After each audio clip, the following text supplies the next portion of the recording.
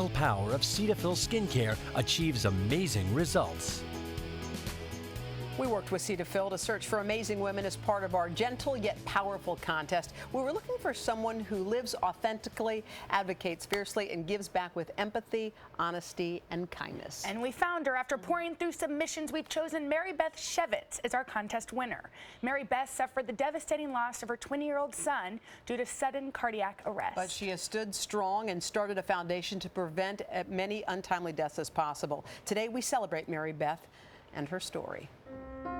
That Thursday started like any other for my family. Max helped me with a chore and then said, "Gotta run, Mom. I love you." Those were the last words Max spoke to me. He collapsed at work, and doctors could not revive him. Max died of sudden cardiac arrest. We soon learned that an EKG test could help find hidden heart problems in kids like Max. If found in time, they could get treatment. They didn't have to die. I vowed then to help find these kids. Through the Max Schewitz Foundation, we have provided 45,000 EKGs to Chicago area high school and college students.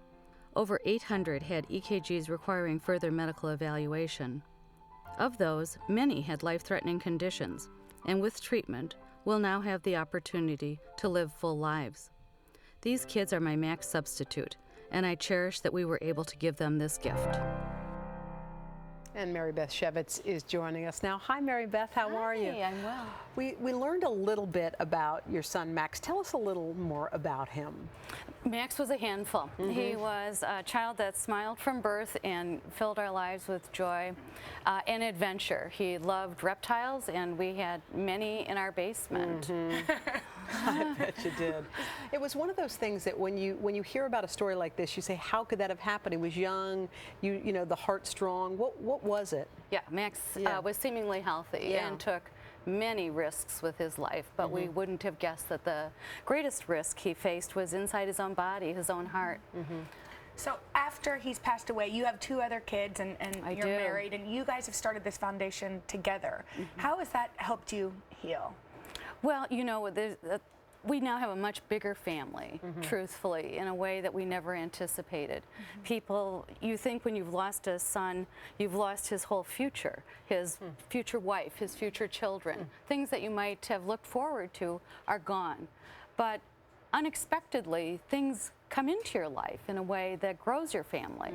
That I have all of these children who we've saved, who are darling kids and fun to follow and see what they're doing in their careers and what their goals and hopes are. Must be astonishing to have one of the machines be in a school and realize that a child, you found out that there was a problem before it became a problem. That's an incredible thing that you're giving to people. It is. It is a remarkable gift, and I'm honored in my son's memory to be able to do that for these kids. You call these kids the Max substitutes, which I love. As you said, they're living the lives that your son didn't. Talk to me about some of them. Talk to us about these kids. Well, I would say one of the first kids that we found was Conrad, who is an excellent spokesman for the foundation and has grown from a 15-year-old boy with long QT who will tell you straightforwardly that our testing saved not only him but his sister's life. She was in grade school when we found him in high school. Wow. And they were immediately put on medication and now expect to live full and complete lives. But their children, it's a genetic condition, will also be at risk. But they know this now. Well, Mary Beth, thank you for all of the work that you're doing for all the kids in Max's memory. We really, really appreciate my honor. it. So resilient. Thank you. Thank you. Thanks so much. We're back with more, but first, this is Today on NBC.